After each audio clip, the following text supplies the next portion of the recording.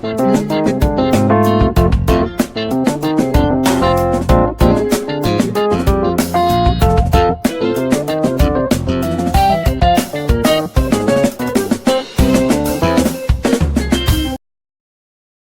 everyone. You are welcome to Anchor Network, where you get reliable and authentic news that are so crucial to you. I say big thank you to everyone who has been part of this channel and who has taken time to subscribe. And if you are yet to subscribe, I say please click the red subscribe button and also the bell icon. The bell icon will allow you to get notified anytime we publish any news.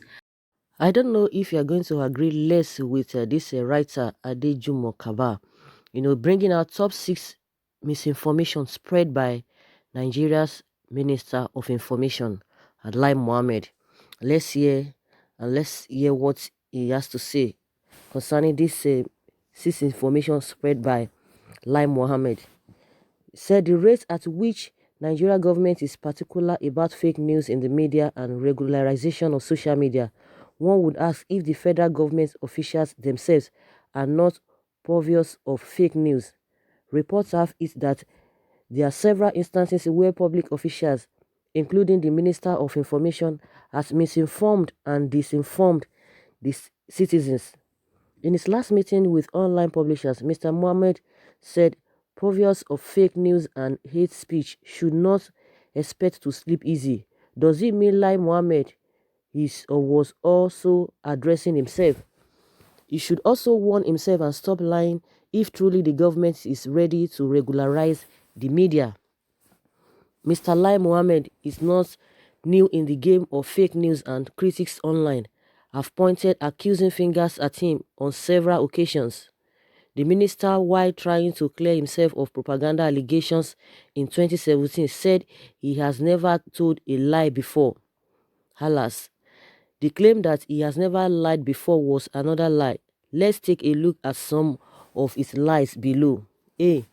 On Thursday, November 8, 2018, Mr. Mohammed, via the Twitter handle of the Federal Ministry of Information and Culture, he said, and quote, "When we came in 2015, only 4,000 megawatts was generated.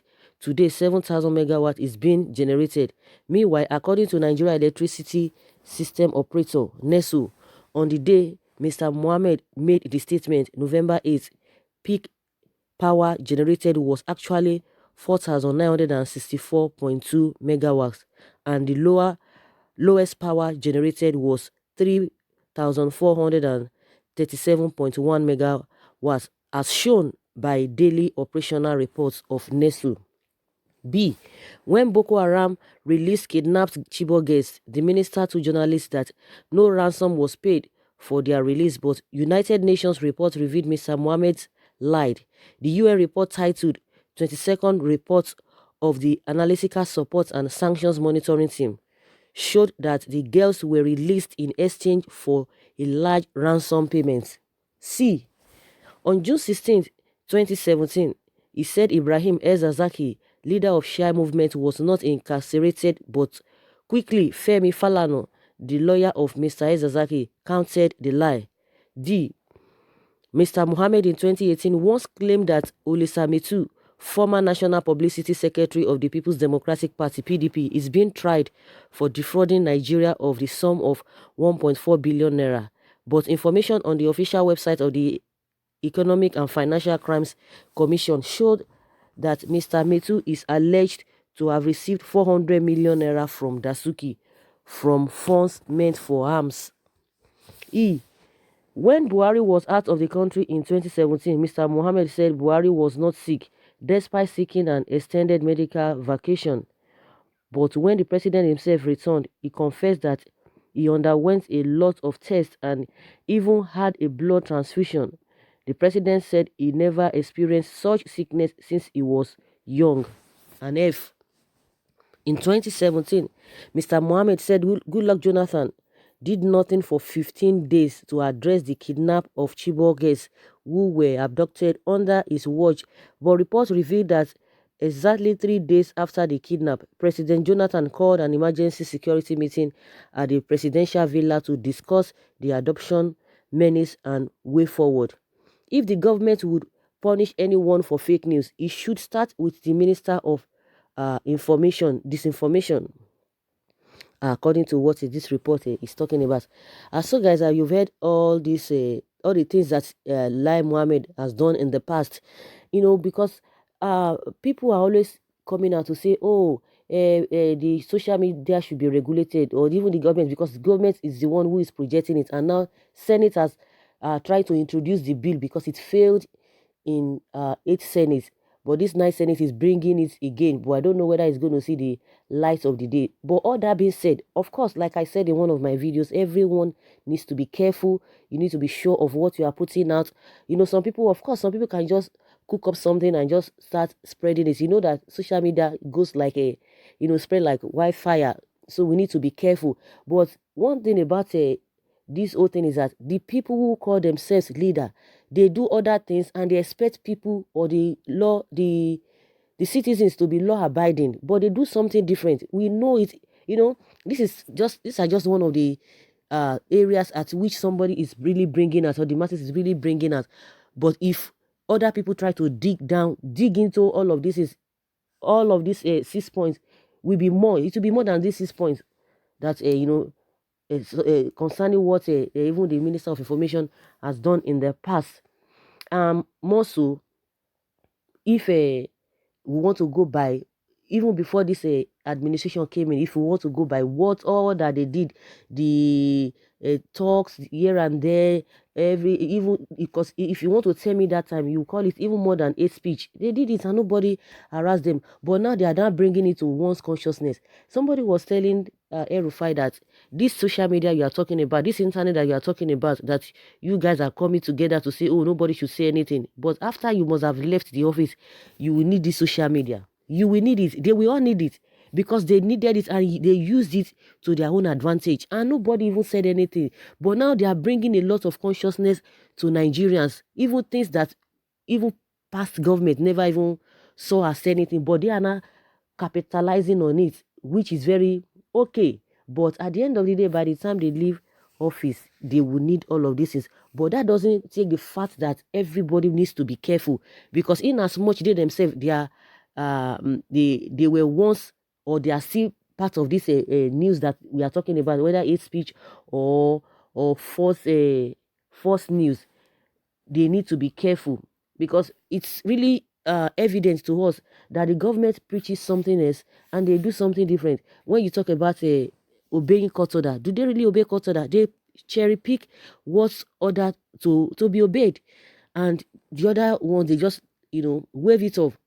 When you talk about being to patronize Nigeria, being patriotic, are they really patriotic? We don't need to start mentioning all of those things. We know everything that they do, and they will expect the masses to continue to sacrifice. Do they really sacrifice to that extent?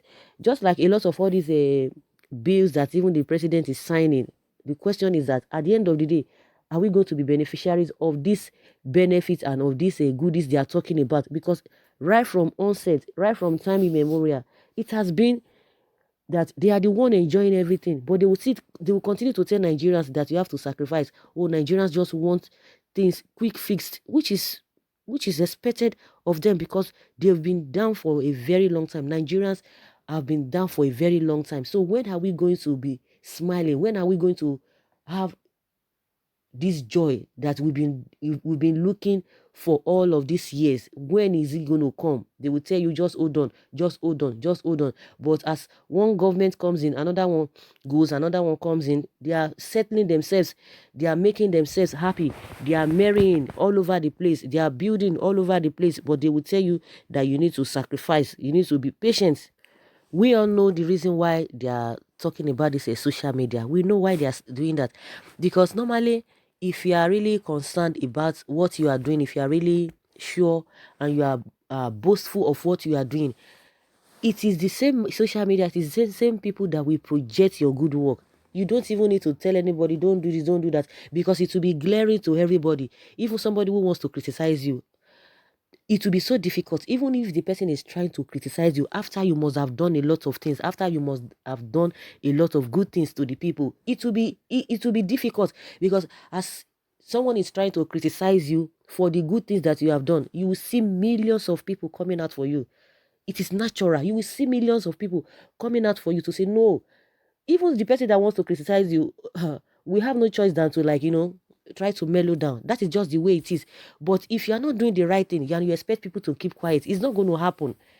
Your information, just like I said, your information will go round because you have done good thing, no matter what people want to say, or no matter how they want to paint you bad. But if you are trying to be focusing on what people are going to say, what they are going to be saying, and you are not doing the right thing, in my opinion, it's just a waste of time. But that does not take the fact that everybody must be careful. Everybody must be careful in information we are really dishing out. Of course, mistake can come, just like one of the ADs of the president on media and stuff on internet, or all this social media, this in whether Ahmed is his name or something. He made a mistake when he said there was an incident of a kidnap as well, and the people were released immediately.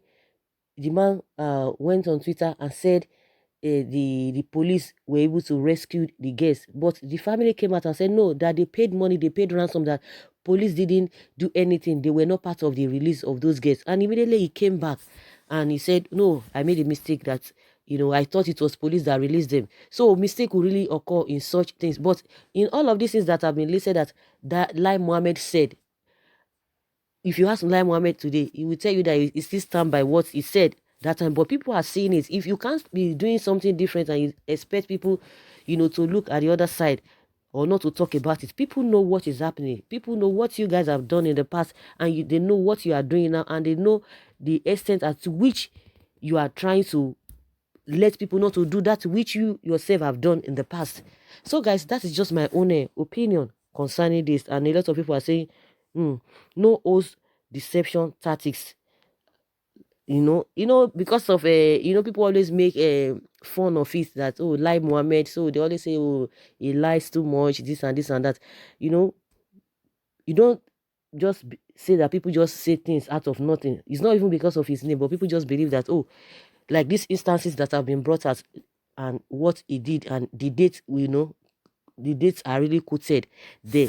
So guys, I would like to hear from you what you think about this whole thing, that really, if you are accusing somebody of something and you have done that thing in particular, so what do you expect people to do? Just to wave it off?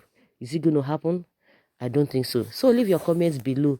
Thank you very much. Bye.